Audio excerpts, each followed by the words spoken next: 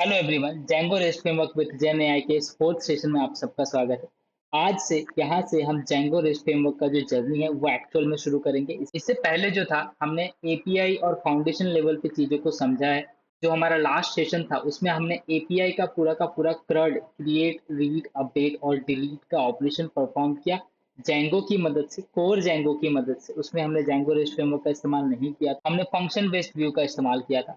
ये पूरा API development के प्रोसेस में जब हम जैंगो को यूज करते हैं तो हमने देखा कि क्या क्या चीजें हैं जो काफी कॉम्प्लिकेटेड हो जाती है और कॉम्प्लेक्स हो जाती है, जैसे जैसे हमारा प्रोजेक्ट बढ़ता है, जैसे जैसे हमारी रिक्वायरमेंट्स बढ़ती है। ओके, तो आज हम चीजों को समझेंगे कि हमें जैंगो रेस्ट फ्रेमवर्क क्यों यूज करना चाहिए।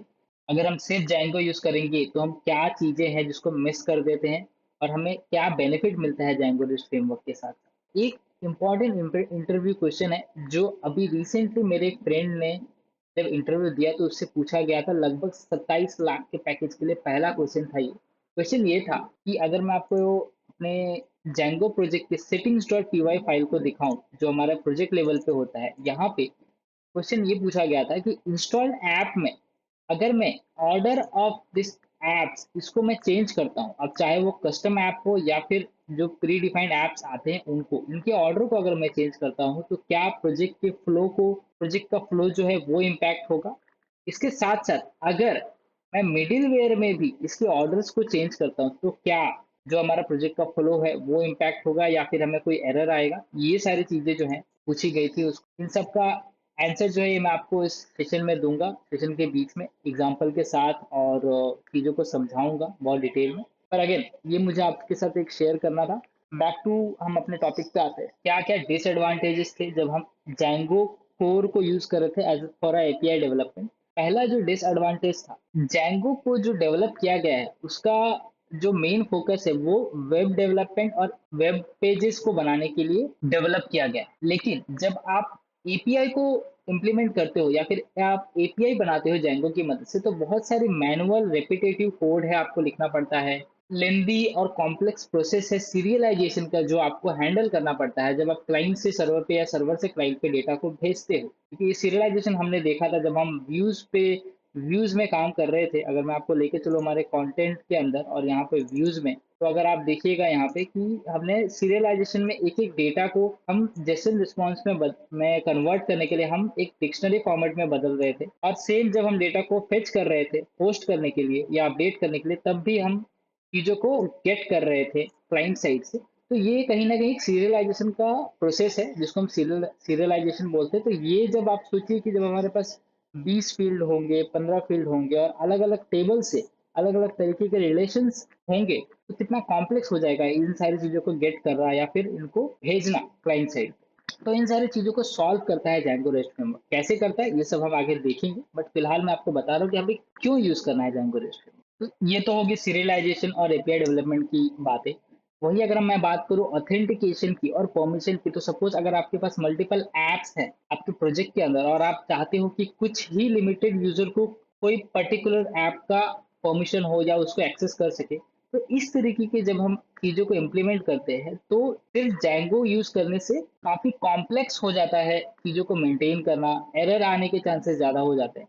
अगेन अगर मैं बात करूँ परफॉर्मेंस वाइज, तो क्या होता है कि आप जब प्योर जैंगो में जैंगो रेस्ट फ्रेम वाले फीचर्स को लाने की कोशिश करते हो तो कहीं ना कहीं ऑप्टिमाइजेशन का जो प्रॉब्लम है वो फेस करना पड़ता है, क्योंकि हमारा जो कोड है वो इतना एफिशिएंट नहीं होता है कि जैंगो रेस्ट फ्रेमवर्क के टीम जिन्होंने इन सारी चीजों को लिखा है उस लेवल को मैच कर सके, या उन सारे पॉइंट्स को ध्यान में रख करके अपनी चीजों को डेवलप कर सके, या स्केलेबिलिटी की भी एक प्रॉब्लम हो जाती है। सेम जैसे कि मैंने आपको बताया कस्टमाइजेशन जो हम अभी बात कर रहे हैं, ये कस्टमाइजेशन की जो प्रॉब्लम है ये भी सॉल्व करता है जैंगो रेस्ट फ्रेमवर्क, क्योंकि जैसे जैसे प्रोजेक्ट बड़ा होता है वैसे वैसे आप चीज़ों को मेंटेन करना, सीरियलाइजेशन से रिलेटेड हो, चाहे आपका आपका लॉजिक वाला पार्ट हो, या फिर आप जो ऑथेंटिकेशन परमिशन में जो चीज़ों का हैंडल करते हैं, उन सारी चीज़ों से रिलेटेड जब चीज़ें बढ़ते जाती है तो कस्टमाइजेशन का बहुत प्रॉब्लम होता है, जो काफ़ी ईजी हो जाता है जब हम जैंगो रेस्ट फ्रेमवर्क को यूज करते हैं। जैसे कि जैंगो का कम्युनिटी बहुत बड़ा है, पर उनका मेन गोल क्या है कि वो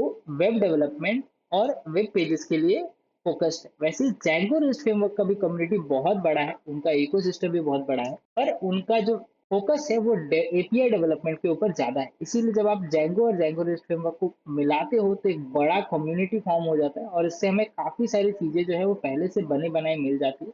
हमें सिर्फ उसको इजीली यूज करना है और कस्टमाइज करना है, और वो सारी चीजें हम आगे के सेशन में करेंगे। ओके, आई होप कि आपको यहाँ तक समझ में आया है कि हम क्यों यूज करेंगे जेंगो रेस्ट फ्रेमवर्क। अब हम जब मैनुअली करेंगे तो आपको समझ में आएगा कि यार जब हम जेंगो यूज कर रहे थे तब कितनी कॉम्प्लेक्स थी चीजें, कितनी डिफिकल्ट थी, पर जेंगो रेस्ट फ्रेमवर्क में तो बिल्कुल ही हमें एफर्ट नहीं डालना पड़ा करते। ऐसा करते करते हमारा एक पॉइंट आएगा, व्यूज को जब हम यूज करेंगे, व्यूज के जो फुल पोटेंशियल है उसको जब हम यूज करेंगे तो आपको समझेगा कि हमारा पूरा क्रड ऑपरेशन सिर्फ 5-6 लाइन्स ऑफ कोड में ही कंप्लीट हो जा रहा है। तो आपको ये पूरा जेंगो रेस्ट फ्रेमवर्क का पावर समझ में आएगा कि कितना पावरफुल है। तो अब हम क्या करेंगे, हम चलते हैं अपने नेक्स्ट टॉपिक पे, which is Django rest framework का सेटअप।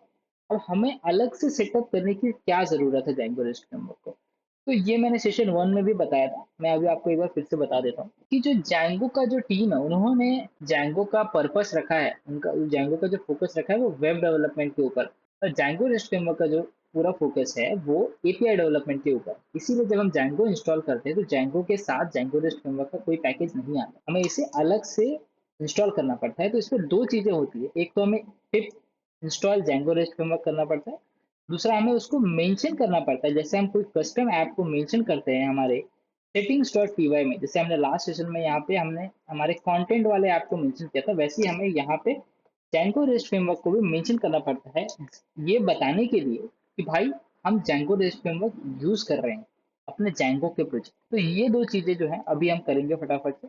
तो आप क्या कीजिएगा, आप जेंको रेस्ट फ्रेमवर्क के आप डॉक्यूमेंटेशन को जब ओपन करते हैं तो यहाँ पे इंस्टॉलेशन वाले सेक्शन में एक आपको पिप इंस्टॉल का कमांड दिखता है, इसकी मदद से आप जेंगो रेस्ट फ्रेमवर्क को इंस्टॉल कर सकते हो। मेरे में पहले से इंस्टॉल्ड है तो शायद ये रिक्वायरमेंट सेटिस्फाई बता सकते हैं, पर आपकी केस में अगर इंस्टॉल नहीं है तो ये इंस्टॉल हो जाए। ठीक है, तो ये ऑलरेडी इंस्टॉल था मेरे में, इसलिए ये रिक्वायरमेंट ऑलरेडी सेटिस्फाइड दिखा रहा है। अब हम क्या करेंगे, हमें यहाँ पे तीन चीजें करनी है। एक, सबसे पहले तो हम अपने जैंगो रेस्ट फ्रेमवर्क का जो हमने अभी पैकेज इंस्टॉल किया इसको हमें मेंशन करना है हमारे सेटिंग्स डॉट पी वाई के इंस्टॉल्ड ऐप में।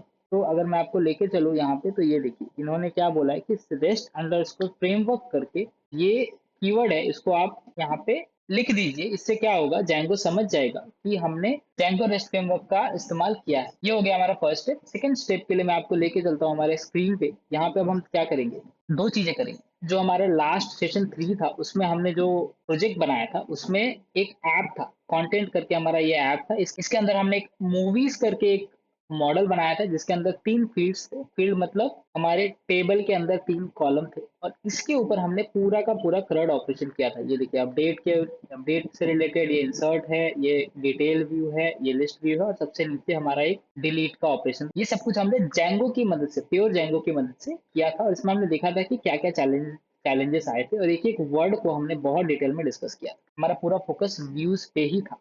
तो अब हम क्या करेंगे, हमारा पहला जो प्लान है, हम इसी ऐप की चीजों को एक नया ऐप बनाएंगे जिसको हम नाम देंगे कंटेंट से। जो हमारा पहले का नाम था इससे नाम देंगे हम DRF कंटेंट। का मतलब ये है कि मैं अभी फिलहाल आपको समझाने के लिए एक नया ऐप बना रहा हूँ जिसमें मैं जेंगो रेस्ट फ्रेमवर्क का इस्तेमाल करूंगा, इसीलिए मैंने उसको उसके स्टार्टिंग में DRF लिख रहा है, DRF लिखा है। और जो हमारा मॉडल था जिसका नाम था मूवी, उसको मैं नाम दूंगा DRF मूवी। तो इससे आपको समझ में आएगा कि ये दो चीजें जो है ये इसमें हम जेंगो रेस्ट फ्रेमवर्क का इस्तेमाल कर रहे हैं, और ये जो दो पहली की चीजें थी ये इसमें हमने प्योर जेंगो का इस्तेमाल किया था। ये एक अलग ऐप को बिलोंग करेंगी, ठीक है, और ये हमारे पहले वाले ऐप को बिलोंग करेगी जो कि जेंगो से बनाया गया था। तो अभी चलिए हम फटाफट से एक ऐप बना लेते हैं जिसका नाम हम देंगे DRF कंटेंट कर, Django admin start app DRF content. तो अगर आप यहाँ पे देखेंगे तो हमारा एक ऐप बन के रेडी हो गया है DRF_कंटेंट करके। मैं बाकी की जो फाइल से इसको क्लोज कर देता हूँ ताकि आपको कोई कंफ्यूजन ना हो। अब हम जो सारी चीजें हैं वो इस DRF_कंटेंट के अंदर करने वाले हैं। यहाँ पे एक models.py करके फाइल बन गया है जैसे हमारा पहले वाले ऐप में बना था। हम इस models.py को ओपन कर लेते हैं। ये हमारा नया वाला ऐप है DRF। ओके, इसमें हम क्या करेंगे, हम सेम चीजें जो पहले किए थे उसको कॉपी पेस्ट करेंगे models.py से, और हम सेम ही कोड में सेम चीजों में चेंजेस करेंगे और देखेंगे कि कैसे जैंगो रेस्ट फ्रेमवर्क हमारा लाइफ को इजी बना देता है। ठीक है, तो ये देखिए अभी फिलहाल जो अंदर का कोड है वो बिल्कुल सेम है। इसमें मैं सिर्फ इस क्लास के नाम को चेंज कर रहा हूँ और कुछ भी नहीं करूंगा। मैं इसको सिर्फ DRF कर रहा हूँ और पहले वाला जो हमारा मॉडल था उसको मैं क्लोज कर दिया। अब हम नेक्स्ट क्या करेंगे, हमारा जो न्यू ऐप है उसमें एडमिन के अंदर उस मॉडल को रजिस्टर करेंगे, जिसके लिए हमें लिखना पड़ेगा admin dot site dot register. और यहाँ पे हमें मॉडल का नाम देना पड़ेगा। उससे पहले हम इंपोर्ट कर लेते हैं from DRF underscore dot model import DRF movie. Okay, और यहाँ पे हम मेंशन कर देते हैं DRF मूवी। ये हमारा मॉडल जो है ये रजिस्टर हो गया। अब हम क्या करेंगे, हमारे ऐप को जो हमने अभी जस्ट बनाया है उसको हम अपने प्रोजेक्ट लेवल के settings.py फाइल में यहाँ पे मेंशन करेंगे DRF कंटेंट। तो ये हमारा जो दो टास्क था ये कंप्लीट कर चुके हैं हम। अब मैं क्या करूंगा, फटाफट से एक माइग्रेशन कमांड रन कर लेता हूँ, पाइथन manage.py मेक माइग्रेशन। ठीक है, ये देखिए हमारा DRF अंडरस्कोर कंटेंट के लिए एक माइग्रेशन फाइल रेडी हो गया। अब मैं इसको माइग्रेट कमांड रन करके हमारा डेटाबेस में जो टेबल है ये क्रिएट कर लेंगे। ओके, आई होप कि आपको यहाँ तक समझ में आया है। अगर आपको कोई डाउट है, चीजें समझ में नहीं आ रही, ऐसा लग रहा है कि कोड बीच से देख रहे हो आप, तो थोड़ा सा सेशन 3 जो है वो देख लीजिए और फिर आप यहाँ पे आइए। तो हम क्या करते हैं, फटाफट से अपने सुपर यूजर के मदद से हम कुछ एंट्रीज कर लेते हैं हमारे न्यू वाले मॉडल में। ठीक है, तो मैं manage.py रन सर्वर लिखता हूँ।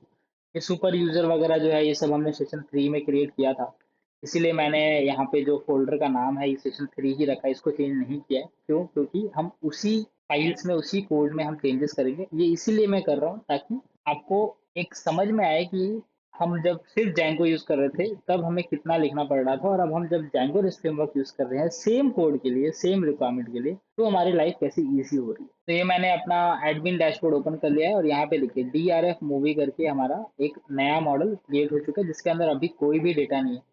और अब मैं यहाँ पे एक नया डेटा ले लेता हूँ, नया एंट्री रहेगा हमारा। सेम ही मूवी का नाम भी ले लेते हैं हम, जो हमने लगभग लास्ट टाइम लिया था। मैं ले लेता हूँ क्रिकेट, और एक और मूवी ले लेते हैं हम लोग, बाहुबली ड्रामा। ठीक है, तो अब हमारे डेटाबेस में न्यू वाले मॉडल में DRF मूवीज में इसमें हमने 3 एंट्रीज कर दी। आप कंफ्यूज मत होइएगा, ये जो मूवीज है ये हमारा पहले कंटेंट वाला ऐप का था जिसके लिए हमने सिर्फ जैंगो यूज किया था, और ये हमारा न्यू ऐप। तो अब यहाँ से हम क्या करेंगे, हम अपने urls.py फाइल को सेटअप करेंगे। उससे पहले हमारा रिक्वायरमेंट क्या है, अगेन मैं आपको अगर फ्लो पे लेके जाऊँ, और आपने अगर लास्ट सेशन देखा है तो आपको पूरा फ्लो समझ में पहले से ही आ चुका होगा, पर मैं आपको एक बार डायग्राम के थ्रू जो है पूरा फ्लो समझा देता हूँ कि हमारा रिक्वायरमेंट क्या है। हमारा रिक्वायरमेंट ये है कि क्लाइंट क्लाइंट मतलब एज अ ब्राउजर पे जब हम किसी एपीआई मतलब किसी एंड पॉइंट को हिट करें, ठीक है, एंड पॉइंट ईपी लिख देता हूँ मैं अभी, हिट करें तो ये हमें कहाँ लेके जाएगा, हमारे व्यूज पे लेकर के जाना चाहिए। views.py फाइल जो कि हमारा लॉजिक वाला सेक्शन है, यहाँ पे हम लिख देता हूँ लॉजिक। और ये जो है ये हमें डेटाबेस से डेटा जो है ये ला करके देगा। लेकिन ये ले करके आने जाने का काम, मतलब ये रास्ता दिखाने का काम कौन करता है, हमारे जैंगो के प्रोजेक्ट में ये करता है urls.py फाइल। ये सब कुछ मैंने लास्ट सेशन में डिस्कस किया है, जो जैंगो में किए हैं हम लोग सेम ही चीजें रहने वाली है, सिर्फ हमारा व्यूज जो है ये मेजरली चेंज होगा। पर फिर भी मैं आपको एक ओवरव्यू दे देता हूँ कि हम जब क्लाइंट से किसी एंड पॉइंट को हिट करेंगे तो वो जाएगा हमारे urls.py फाइल में, वहां से views.py फाइल में, और वहां से डेटाबेस में। सेम जब हमें डेटा को फेच करना है तो वो जाएगा डेटाबेस से व्यूज में, और व्यूज से यूआरएल्स में, और यूआरएल से हमारा जाएगा यूआई। ये हमारा पूरा का पूरा जो है ये फ्लो रहेगा। अब हम क्या करेंगे, मैं इसको थोड़ा सिंप्लीफाई करता हूँ। मैं एक एंड पॉइंट रेडी करता हूँ आपके लिए, मतलब मैं आपको दिखाता हूँ कि हम कौन सा एपीआई यूज करेंगे। तो अगर मैं आपको लेके चलूँ हमारे ब्राउजर पे और यहाँ मैं लिखूँ लोकल होस्ट, तो लास्ट अगर आपने लेक्चर देखा है तो आपको याद होगा कि हमने एपीआई और मूवीज जब ये यूआरएल हम ब्राउजर पे डाल रहे थे तो हमारे हमें लिस्ट ऑफ मूवीज, जो भी मूवीज हमारे डेटाबेस में, ये सारे मूवीज आ जा रहे थे हमारे क्लाइंट से। अब मैं इसको थोड़ा सा चेंज कर रहा हूँ, DRF लिख रहा हूँ, तो आपको समझ में आएगा कि ये अब जेंगो रेस्ट फ्रेमवर्क के लिए एपीआई को हिट कर रहे हैं। तो जब मैं इस पूरे एपीआई को हिट करूँ तो हमें क्लाइंट साइड पे लिस्ट ऑफ मूवीज, जो भी लिस्ट ऑफ मूवीज है ये हमें दिख जाना चाहिए। राइट, ये हमारा रिक्वायरमेंट है। इसके लिए हम क्या करेंगे, एक बार लेके चलता हूँ मैं आपको अपने ब्राउजर पे। ये हमारा ब्राउजर पे आ जाएगा, ब्राउजर वाले पार्ट यहाँ पे आ जाएगा ये। ठीक है, ये हम ब्राउजर पे हिट करेंगे, वहां से ये जाएगा कहाँ, urls.py में। तो इसके लिए हमें urls.py फाइल सेटअप करना पड़ेगा। राइट, तो चलते हैं हमारे urls.py में। प्रोजेक्ट लेवल में हमारा एक urls.py फाइल होता है, यहाँ पे हम क्या करते हैं, यहाँ पे हम मेंशन करते हैं कि अगर कोई यहाँ पे आता है ब्राउजर पे और DRF लिखता है, उसके बाद API लिखता है और स्लैश देता है, तो मैं चाहता हूँ कि उस रिक्वेस्ट को मैं इस ऐप पे भेज दूँ। कौन से ऐप पे? हमारा DRF_content वाला जो ऐप, इस पे भेज दूँ। पहले हम क्या कर रहे थे, हम भेज रहे थे कंटेंट वाले ऐप पे। अगर सिर्फ किसी ने एपीआई लिखा है, तो अब अगर किसी ने डीआरएफ के बाद एपीआई लिखा है, तो हम DRF_content वाले ऐप पे भेज रहे हैं। और यहाँ पे हम कहाँ भेज रहे हैं, कौन से फाइल में? हम urls.py फाइल में भेज रहे हैं। लेकिन क्योंकि जब हम ऐप क्रिएट करते हैं तो बाय डिफॉल्ट हमें कोई urls.py फाइल क्रिएट होकर नहीं आता है, इसीलिए हम क्या करेंगे, हम खुद का एक urls.py फाइल यहाँ पे क्रिएट कर लेते हैं। और यहाँ पे हम लगभग वही कोड रहेगा जो यहाँ पे है, इसको मैं कॉपी कर लेता हूँ। और यहाँ पे जो भी अनवांटेड चीज़ें हैं उसको मैं हटा दूंगा अभी। तो मैंने ये इंक्लूड हटा दिया, पाथ हटा दिया, ये दोनों चीज़ें जो है इसको भी हटा दिया। और यहाँ पे मैं अपना एक खुद का यहाँ पे यूआरएल लिखूंगा। यूआरएल क्या रहेगा कि अगर किसी ने मूवीज लिखा है और उसके बाद स्लैश दिया है, तो मैं चाहता हूँ कि मैं उसको अपने व्यूज में भेजना चाहता हूँ। अब यहाँ पे हम अपने व्यूज को इम्प्लीमेंट करें, ठीक है? मतलब यहाँ से urls.py फाइल से अब ये व्यूज की तरफ बढ़ रहा है। अभी हम कहाँ पे हैं ये देखिए, अगर मैं डायग्राम पे दिखाऊं तो हम यहाँ पे पहुंच चुके हैं। यहाँ से हम बढ़ रहे हैं व्यूज की तरफ। व्यूज अभी हमारा कॉन्फ़िगर नहीं है। क्यों नहीं है? क्योंकि अभी मैं आपको उसमें कुछ चीजें समझाना चाहता हूँ, उसके बाद हम चीजें करें। तो फिलहाल आप यूआरएल से, मतलब यूआई से आप यूआरएल तक पहुंच चुके हो। अब इसके आगे का जर्नी मैं आपको बताता हूँ। उससे पहले मैं काम करता हूँ, यहाँ पे मैं लिख देता हूँ कि यहाँ हमारा व्यू आएगा। अब ये व्यूज कुछ भी हो सकता है, फंक्शन बेस्ड भी हो सकता है, क्लास बेस्ड भी हो सकता है। अब अगर हम बात करें व्यूज की या फिर सीरियलाइजर्स की, सीरियलाइजर पे हम आएंगे आगे, बट अगर मैं सिर्फ व्यूज का बात करूँ, तो Django फ्रेमवर्क पे इतने सारे व्यूज हैं कि लोग इतने कंफ्यूज हो जाते हैं, स्पेशली जो लोग जस्ट अभी सीखना स्टार्ट किए हैं या अभी जस्ट थोड़ा मोड़ा एक्सपीरियंस है, कि वो समझ ही नहीं पाते कि कौन सा व्यूज कब यूज करना है। तो इसको मैं बहुत सिंप्लीफाई करने वाला हूँ ताकि आपको बहुत इजीली चीजें समझ में आए और आप डिसाइड कर पाओ कि आपको अपने प्रोजेक्ट के लिए या अपने रिक्वायरमेंट के लिए कौन सा व्यूज यूज करना है, क्या सबसे बेस्ट रहे। ये देखिए, ये इसका एक हायरार्की है जो मैं आप लोगों के लिए डिजाइन किया हूँ। अगेन ये अभी पूरा कंप्लीट नहीं हुआ है क्योंकि अभी हम फिलहाल बहुत इनिशियल फेज पे हैं, पर मैं नहीं चाहता कि आप इसको देख करके डरे। पर ये सारी चीजें जो हम बहुत डिटेल में डिस्कस करेंगे, और इतनी सारी चीजें होने की वजह से जो बिगिनर्स है, ठीक है, इवन जो जिनको कुछ साल का एक्सपीरियंस है, वो लोग भी कंफ्यूज हो जाते हैं कि हम क्या कब यूज करें, ये क्या कहाँ पे कौन से व्यूज का इस्तेमाल करना है। तो इन सारी चीजों को हम बहुत डिटेल में डिस्कस करने वाले हैं। फिलहाल आप सिर्फ इतना समझिए कि जैसे हमारा जैंगो में व्यूज होता है, वैसे ही जैंगो रेस्ट फ्रेमवर्क में भी व्यू होता है। अभी मैं आपको अगर डायग्राम के थ्रू समझाऊं, तो जैंगो में क्या होता था, एक व्यू होता था, वही व्यू जो है यहाँ पे भी है। इस व्यूज में से दो चीजें निकल करके आई हैं। एक फंक्शन बेस्ड अगर हम व्यू बनाते हैं उसके लिए, दूसरा क्लास बेस्ड अगर हम व्यू बनाते हैं उसके लिए। तो पहले हम फंक्शन बेस्ड व्यू पे डिस्कशन करेंगे।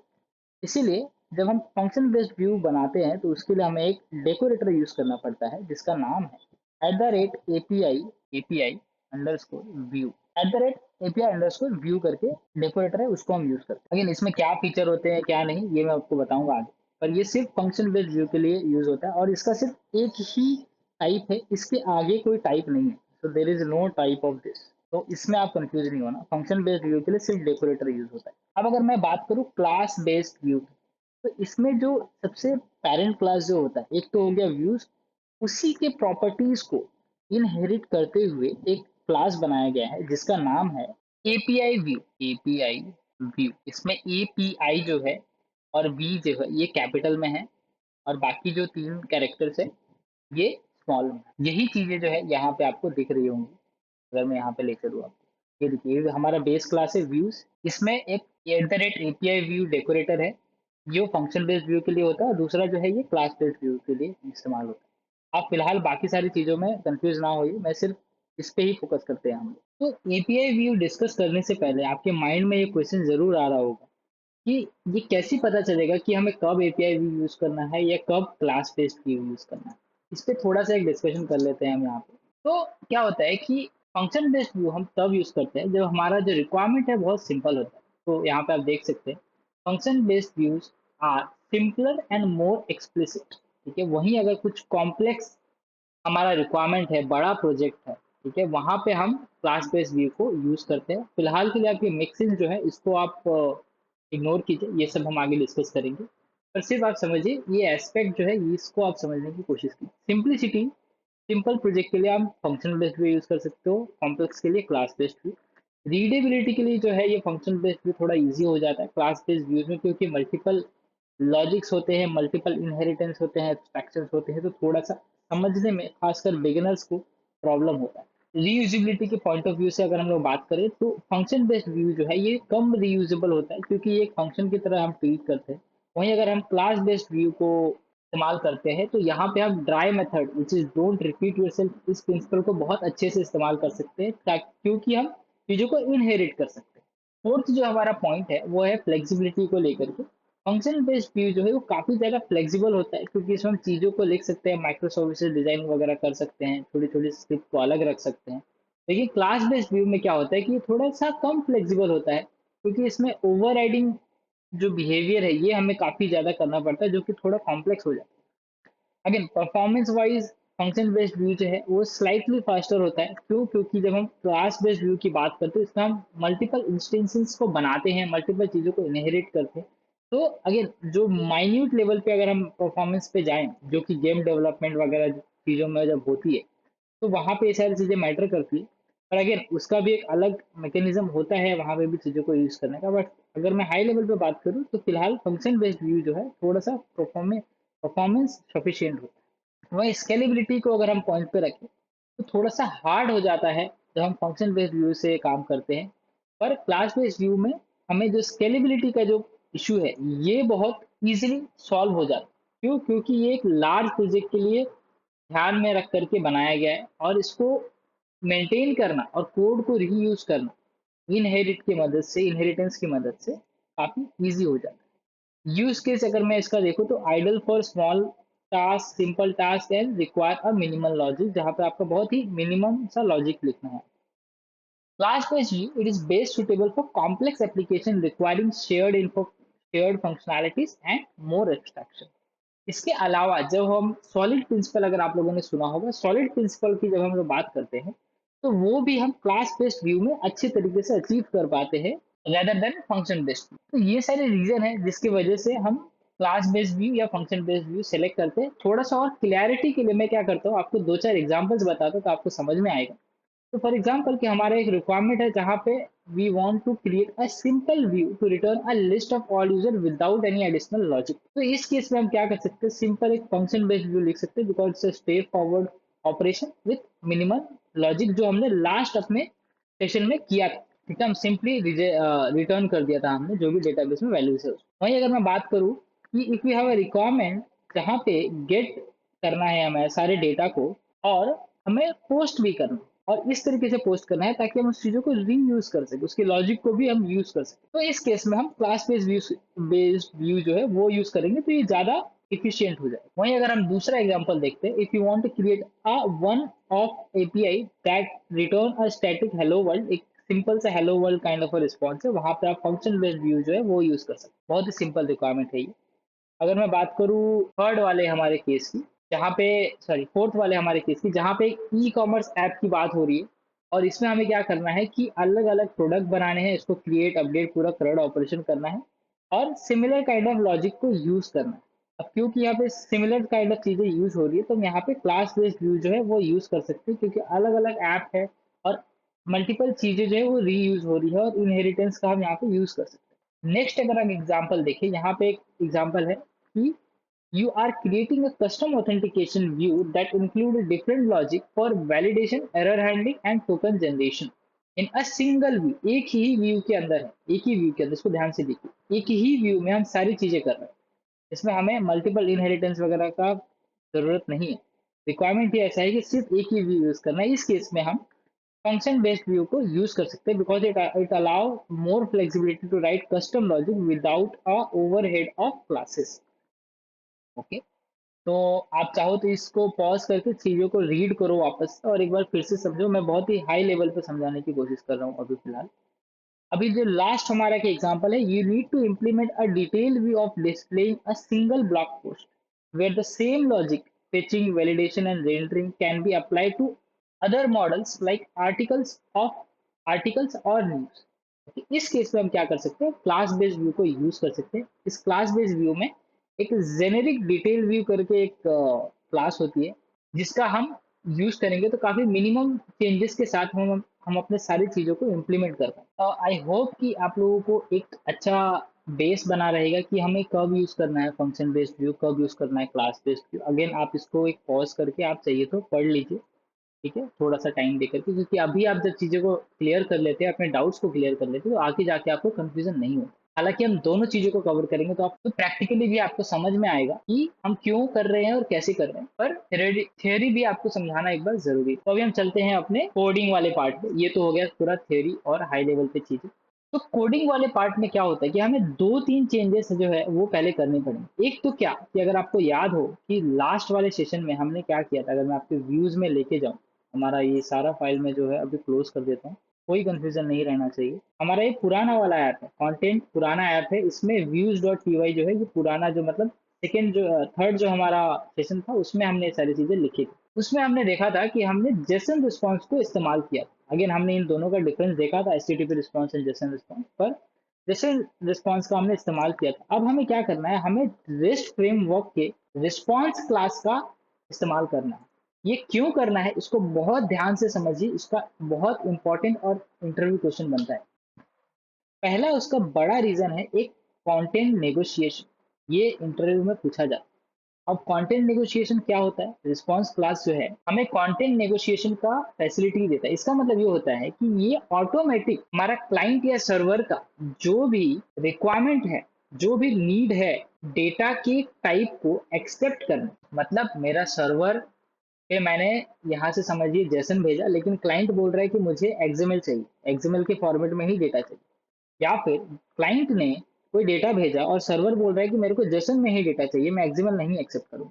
तो ये सारी चीजें जो है, जो हम एक्सेप्ट हेडर एक पार्ट होता है, जब हम रिक्वेस्ट को भेजते हैं तो उसमें हेडर एक पार्ट होता है। ये हमने डिस्कस किया था लास्ट वाले सेशन में कि हेडर के अंदर ये सारी चीजें मेंशन की जाती है कि किस टाइप का हमें डेटा भेजना है, किस फॉर्मेट का हमें डेटा भेजना है। तो based on that format response class जो है ये ऑटोमेटिक कन्वर्ट कर देता है कि भाई जेसन चाहिए या एक्सएमएल चाहिए, इसको कन्वर्ट कर दो उसके अकॉर्डिंग। ओके, आई होप कि ये आपको समझा।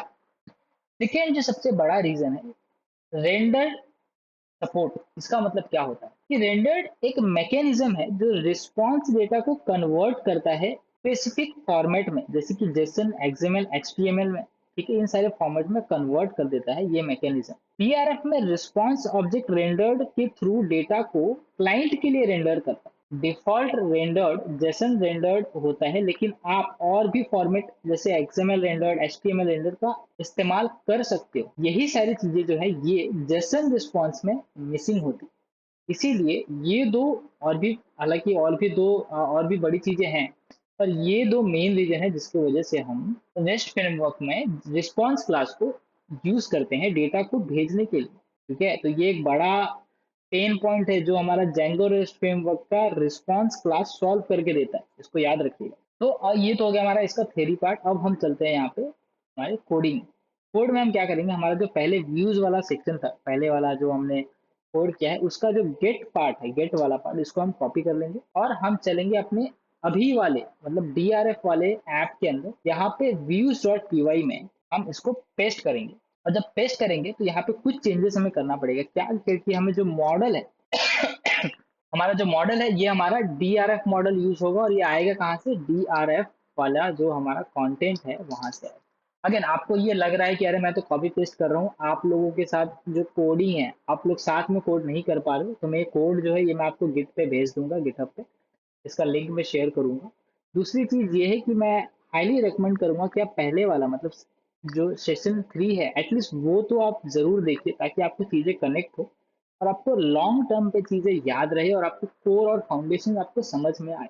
इसीलिए मैं यहाँ पे सारी चीजों को अलग से नहीं कर रहा हूँ, मैं वही सारी चीजें यूज कर रहा हूँ जो हमने पहले किया, ताकि एक ये भी रीजन बने आपको पहले वाले वीडियो देखकर चीजें समझने की। अब हम देखिए यहाँ पे क्या क्या चेंजेस करेंगे। एक तो हमने अपना अभी वाला मॉडल ले लिया, इसमें कोई चेंजेस नहीं है।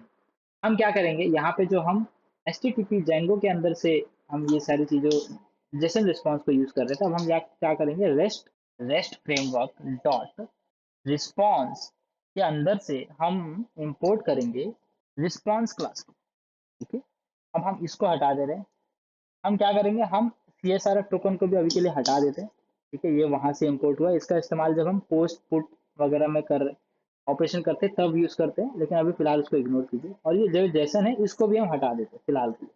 तो ये अभी अगर आप देखिएगा तो हमारा एक फिलहाल फंक्शन बेस्ड व्यू जो है इस पे अब हम आ गए हैं। तो अब हम यहाँ पे एक डेकोरेटर का इस्तेमाल करेंगे जो भी हमने डिसाइड किया। पहले हमें क्या करना पड़ेगा कि हमें इंपोर्ट करना पड़ेगा कि from from rest underscore framework dot decorators import API view.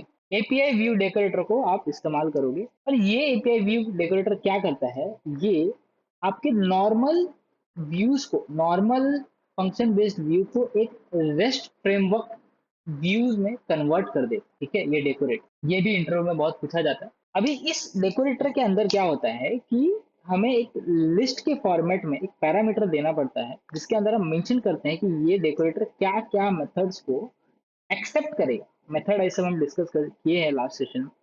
फिलहाल हम गेट पे फोकस कर रहे हैं, तो मैंने एक लिस्ट के अंदर एक स्ट्रिंग पास किया है जो कि एक गेट लिखा है हम। ठीक है, तो अब हमें ये लाइन जो है ये लिखने की जरूरत नहीं है, और ये भी मैं प्रिंट स्टेटमेंट हटा देता हूँ। ठीक है, तो अभी देखिए क्या क्या चेंजेस हम करेंगे। यहाँ पे पहले हम क्या कर रहे थे, एक क्वेरी सेट लिखे थे movie dot object dot values करके। अब हम क्या करेंगे, क्वेरी सेट हमारा जो है वो थोड़ा चेंज हो जाएगा। Movie dot object dot all करके हमारा क्वेरी सेट रहेगा जो हमारे डेटाबेस से जो भी हमारे डेटाबेस के अंदर इस टेबल के अंदर डेटा है उसको फेच करेगा। अभी ये एरर क्यों आ रहा है, क्योंकि हमने अपने मॉडल का नाम चेंज किया है। इस ऐप में हम DRF मूवी करके इस मॉडल का इस्तेमाल कर रहे हैं। ठीक है, तो ये हमारा क्वेरी सेट ये करेक्ट हो गया। प्रिंट स्टेटमेंट अभी के लिए मैं हटा देता हूँ और ये रिटर्न जो है ये भी मैं हटा देता हूँ। यहाँ तक आपको समझा। तो अभी फिलहाल अगर मैं आपको एक बार प्रिंट कर ही देता हूँ यार मैं, तो देखिए कि यहाँ पे क्या डेटा आ रहा है। ये हमारे व्यू में एरर दिखा रहा है। अच्छा, ये इसलिए दिखा रहा है क्योंकि हमने ये व्यूज को अभी यहाँ मेंशन नहीं किया, हमने सिर्फ लिख करके छोड़ दिया था कि यहाँ पे व्यू आएगा, पर हम लेकर के नहीं आए वहाँ पे व्यू को, जो कि बहुत ही गलत बात है। ये हमें करना पड़ेगा DRF content dot views import, क्योंकि अब हमारा एक फंक्शन रेडी हो गया है। तो मैं यहाँ पे मूवी लिस्ट करके व्यू को इंपोर्ट कर दिया हूँ और यहाँ पे मैं इसको यहाँ मेंशन कर देता हूँ और इसको मैं हटा देता हूँ। और अब देखिए हमारा सर्वर जो है ये ऑटोमेटिक लोड हो चुका है और एरर भी जा चुके हैं। मैं यहाँ पे आऊँगा और यहाँ पे आने के बाद मैं क्या करूँगा, DRF API ये मेरा ऑलरेडी टाइप किया हुआ है। अभी ये जैसे ही लोड होता है हमें ये एरर दिखता है। ये इसलिए आ रहा है क्योंकि अभी तक हमने कुछ रिटर्न नहीं किया। पर अगर हम अपने डेटा को चेक करें जो हमने प्रिंट किया है, आप यहाँ पे देख पाएंगे कि हमारा एक क्वेरी सेट जो है ये बन के रेडी हो गया। इसमें हमें डेटा दिख रहा है। अब हमें नेक्स्ट क्या करना है, अगर आपको याद हो कि हमने जब जैंगो यूज कर रहे थे हम, तब हमने क्या किया था, एक बार मैं लेके चलता हूँ आपको अपने इस व्यूज में। और यहाँ पे देखिए हमने क्या किया था कि हमने चीजों को गेट किया था और यहाँ पे हमने लिस्ट फॉर्मेट पे कन्वर्ट करके जेसन रिस्पॉन्स में भेज दिया। अब हमें क्या करना है कि हमें एक सीरियलाइजेशन करना पड़ेगा भाई। सीरियलाइजेशन का मतलब ये है कि हमें डेटा को उस फॉर्मेट में भेजना पड़ेगा जिस फॉर्मेट में क्लाइंट एक्सेप्ट करना चाहता है या क्लाइंट का जो रिक्वायरमेंट है वो। इसके लिए हम क्या करेंगे कि सीरियलाइजर डॉट पी वाई करके एक फाइल बनाएंगे। इस पे हम सारे सीरियलाइजेशन का जो भी लॉजिक है, जो भी पार्ट है, उसको हम लिखेंगे। एक बार मैं आपको बताता हूँ कि हम इसको कैसे मेंटेन करते हैं। जैसे कि हमारा ये ऐप हो गया DRF अंडरस्कोर कॉन्टेंट, इसमें हम एक serializer dot P Y file करके बना देता हूँ मैं। सीरियलाइजर्स डॉट पी वाई हो गया। यहाँ हम क्या करेंगे, हम अपना खुद का सीरियलाइजर लिखेंगे। अब सीरियलाइजर में आगे बढ़ने से पहले मैं थोड़ा सा आपको इसका भी एक ओवरव्यू देना चाहता हूँ ताकि आपको आगे जाके कंफ्यूजन ना हो। सीरियलाइजर में ना दो तरीके के सीरियलाइजर होते हैं। हालांकि ऐसा कुछ ऑफिशियली जैंगो रेस्ट फ्रेमवर्क की टीम के द्वारा नहीं बोला गया है कि दो टाइप के सीरियलाइजर होते हैं, पर आपको चीजें याद रहे इसीलिए मैं आपको बता रहा हूँ कि दो तरीके के सीरियलाइजर होते हैं। इसमें एक तो टाइप ये होता है, सीरियलाइजर क्लास होता है, सीरियलाइजर क्लास होता है। दूसरा होता है मॉडल सीरियलाइजर, मॉडल सीरियलाइजर। ठीक है, अभी हम फिलहाल जो फोकस करेंगे वो इस पे करेंगे। ओके, मॉडल सीरियलाइजर को हम आगे देखेंगे कि हम कब यूज करेंगे और क्यों यूज करेंगे। फिलहाल आप सिर्फ इतना जान के रखिए कि दो टाइप होते हैं। अगर ये ऑफिशियल नहीं है, अनऑफिशियल ही है, पर आपको चीजें याद रहे इसलिए मैं आपको बता रहा हूँ कि दो तरीके के सीरियलाइजर क्लास होते हैं। एक मॉडल सीरियलाइजर, दूसरा सिर्फ सीरियलाइजर। अब इसमें जो सीरियलाइजर है ये कहीं ना कहीं एक पेरेंट क्लास की तरह काम करता है। मॉडल सीरियलाइजर जो है इसमें काफी सारे फीचर्स है जो इनहेरिट किए गए हैं सीरियलाइजर। चलते हैं अब हमारे सीरियलाइजर क्लास में और देखिए हम इसको कैसे लिखते हैं। हम सबसे पहले क्या करेंगे, from rest framework dot serialiser import serialiser class. और जैसे हमारा मॉडल था एज इट इज उसी तरीके का हमारा एक सीरियलाइजर क्लास हो। और इस सीरियलाइजर क्लास का काम सिर्फ ये होगा कि जब हम डेटा को भेजते हैं, लेट सपोज कि हम यहाँ चलते हैं, यहाँ मैं आपको बताता हूँ कि हमें क्लाइंट से कोई डेटा मिल रहा है सर्वर पे, या फिर सर्वर से कोई डेटा आ रहा है क्लाइंट से। तो जब क्लाइंट से डेटा आ रहा है हमें उसको चेक करना पड़ेगा कि डेटा सही फॉर्मेट में है कि नहीं, डेटा वैलिड है कि नहीं। ठीक है, डेटा में कुछ अनवांटेड इन्फॉर्मेशन तो नहीं है। लेट्स सपोज अगर मेरा ईमेल आईडी है तो उसका फॉर्मेट राइट है कि नहीं। तो ये सारे वैलिडेशन, ये सारी चीजों को जो चेक करने का काम करता है वो सीरियलाइजर करता है। अभी फिलहाल के लिए शॉर्ट में मैं इसको सीरियल लिख देता हूँ। ये बहुत हद तक सिमिलर होता है जो हमारा जैंगो में फॉर्म्स होता है ना, उससे काफी सिमिलर होता है, बिल्कुल ही सिमिलर होता है ऑलमोस्ट। लेकिन जो काम है इसका ये थोड़ा अलग होता है। जो हमारा क्लाइंट से डेटा आ रहा है इसको वैलिडेट करना है सर्वर पे प्रोसेस करने से पहले। सेम जो सर्वर से डेटा जा रहा है क्लाइंट साइड पे उसको कन्वर्ट करना। लेट्स सपोज कि हमने अभी डेटा फेच किया है, वो एक क्वेरी सेट ऑब्जेक्ट है राइट। उसको अभी हमें क्लाइंट साइड भेजने के लिए उस पर कुछ प्रोसेस करना पड़ेगा, उसको कन्वर्ट करना पड़ेगा, जो कन्वर्जन हमने अपने पहले वाले क्लास में यहाँ पे किया था। मैं अगर आपको एक झलक दिखाऊं, हमने यहाँ पे किया था इस तरीके से हमें डेटा को अलग से कन्वर्ट करना पड़ता था। ये एक पेन पॉइंट था। अगर हमारे पास 15-20 कॉलम्स है, 15-20 अलग अलग वैल्यूज है जो अलग अलग टेबल से आ रहे हैं, तो ये काफी डिफिकल्ट हो जाता है। इसीलिए हम क्या करते हैं, इस सीरियलाइजर का मदद लेते हैं और ये हमारे ये सारा काम करके दे देता है। तो अभी हमें करना क्या है कि जो एक कन्वेंशन है वो ये है कि आप जो क्लास नेम है उसी नेम से और उसके आगे सीरियलाइजर करके लिखिए। ठीक है, ये आपका सीरियलाइजर क्लास का नाम हो गया। और इसको आप इंपोर्ट करोगे सीरियलाइजर। एक चीज यहाँ पे है, मैं यहाँ पे डायरेक्ट क्लास को इंपोर्ट नहीं करता हूँ, मैं पैकेज को इंपोर्ट करता हूँ ताकि आपको अच्छे से समझ में आए। ठीक है, सीरियलाइजर जो है ये एक पैकेज है, इस पैकेज के अंदर जो है ये क्लास है सीरियलाइजर। तो ये हमारा DRF मूवी सीरियलाइजर करके क्लास बन गया है जो इनहेरिट हो रहा है सीरियलाइजर क्लास। अब अगर आप देखिएगा तो ये काफी हद तक सिमिलर है हमारे मॉडल से। तो बेसिकली हमें ये करना क्या है कि हमें तीन फील्ड्स बनाने हैं, number, sorry name, serialiser package dot, इसके अंदर आ जाएगा हमारा कैर फील्ड जो बिल्कुल सिमिलर है। सेम हम ले लेते हैं डिस्क्रिप्शन, डिस्क्रिप्शन ये भी हमारा आ जाएगा सीरियलाइजर पैकेज के अंदर से कैर फील्ड। ठीक है, इसके अंदर अभी कुछ पैरामीटर जाएंगे वो मैं आपको बताता हूँ। थर्ड जो आ जाएगा हमारा एक्टिव, और ये भी हमारा सीरियलाइजर डॉट बुलियन करके एक क्लास होता है जिसको हम इंपोर्ट कर रहे हैं। ठीक है, यहाँ तक समझा आपको। अभी आप देखिए मैं क्या करता हूँ कि हमारा पहले तो पुराना वाला जो ऐप है उसको क्लोज कर दीजिए, उससे आप कंफ्यूज ना हो। ये हमारा नया वाला ऐप का नया मॉडल है। ठीक है, इसको मैं ये साइड में रखता हूँ और ये हमारा लेफ्ट हैंड साइड में सीरियलाइजर क्लास। ये देखिए काफी हद तक सिमिलर है। ये पैरामीटर जो है ये मैं सेम दे देता हूँ यहाँ पे, मैक्स लेंथ 50 नेम का, और यहाँ पे मैक्स लेंथ मैं दे देता हूँ 200। अब हमें एक और चीज जो है, एक फील्ड यहाँ पे ऐड करना पड़ेगा आईडी करके। क्यों? क्योंकि जब हम डेटा भेजते हैं क्लाइंट साइड पे तो हम आईडी भी भेजते हैं राइट। तो हमें वो भी मेंशन करना पड़ेगा ताकि जब हम सर्वर से क्लाइंट पे रिक्वेस्ट भेज रहे हैं तो आईडी जो है इसका भी जैसे फॉर्मेट में सीरियलाइजेशन जो है ये हो जाए। लेकिन क्योंकि ये ऑटोमेटिक क्रिएट होता है और जब हम पोस्ट रिक्वेस्ट भेजते हैं तो हम आईडी करके कोई पैरामीटर या कोई फील्ड का वैल्यू नहीं भेजते। तो ये सिर्फ एक रीड ओनली पर्पस के लिए। इसीलिए हम क्या करेंगे, सीरियलाइजर डॉट इंटीजर है क्योंकि इसमें हम इंटीजर वैल्यूज को स्टोर कर रहे हैं। ठीक है, इंटीजर फील्ड, और इसको हम क्या करेंगे, रीड ओनली करेंगे। Read only is equal to true कर देते हैं। ठीक है, तो इसका मतलब ये हुआ कि सिर्फ रीड पर्पस के लिए इस पे हम जब हम डेटा को पोस्ट करेंगे और हम आईडी का वैल्यू पास नहीं कर रहे तो भी कोई एरर नहीं आए। चलिए यहाँ तक समझा है। मैंने अपने मॉडल्स को क्लोज कर दिया है और ये अभी आपको समझ में आ रहा है कि काफी सिमिलर है हमारे मॉडल डॉट py से, या फिर जैंगो में फॉर्म्स वाला जो हम क्रिएट करते हैं। फॉर्म्स अगर आपने पढ़ा है तो जैंगो के फॉर्म्स है।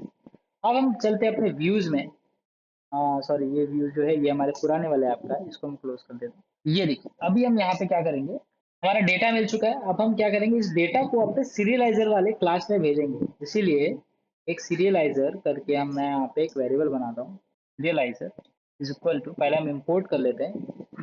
पहले हम इसको इंपोर्ट कर लेंगे from DRF content dot serialiser import DRF serialiser, जो हमने अभी जस्ट क्लास बनाया, और उस क्लास के अंदर इस डेटा को हम भेज देंगे।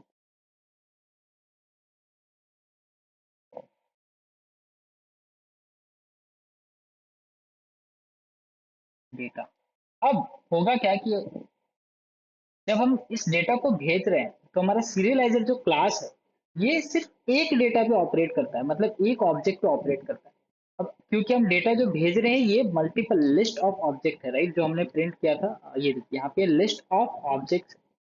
ठीक है, तो इसको हमें बताना पड़ेगा कि ये मल्टीपल, मतलब many is equal to true करके एक पैरामीटर होता है जिसको हम सेट कर देते हैं, जिसका मतलब ये होता है कि समझ जाता है कि इसमें मल्टीपल ऑब्जेक्ट्स हैं, तो ये एक एक करके लूप चलाता है उस पर और उन सबका सीरियलाइजेशन जो है वो बना देता है। बस यहाँ तक हो गया। इसके बाद हमें सिंपली चीजों को जो है रिटर्न कर देना है, रिटर्न रिस्पॉन्स, और यहाँ पे सीरियलाइजर जो है ये हमारा रिटर्न हो जाएगा। इसके साथ साथ स्टेटस कोड भी रिटर्न होता है, जिसके बारे में हम अपने पोस्ट वाले सेक्शन में बात करेंगे, क्योंकि अभी यहाँ पे मैं आपको बताऊंगा तो थोड़ा सा चीज़ें कॉम्प्लिकेटेड हो जाएगी या बर्डन जैसा हो जाएगा, बहुत ज़्यादा चीज़ें हैवी हो जाएंगी, इसीलिए मैं अभी फिलहाल इसको हटा दे रहा हूँ और सिर्फ सीरियलाइजर को रिटर्न कर रहा हूँ।